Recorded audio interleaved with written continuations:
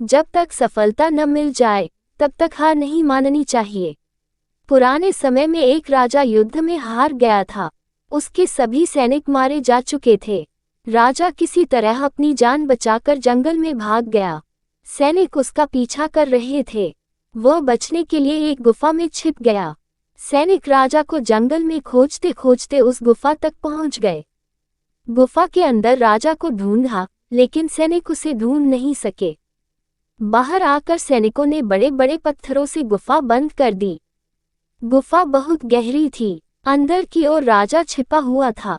वह काफी थक चुका था। भूख प्यास की वजह से बेहाल हो रहा था। उसके शरीर में ताकत भी नहीं बची थी।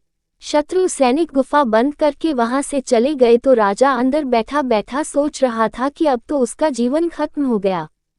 वह गुफा से कभी बाहर नहीं निकल पाएगा। राजा निराश हो चुका था। तभी उसे माँ की एक बात याद आई। उसकी माँ कहती थी कि कुछ तो कर, यूं ही मत मर।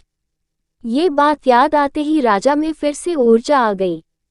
उसने सोचा कि कोशिश किए बिना हार नहीं मानना चाहिए।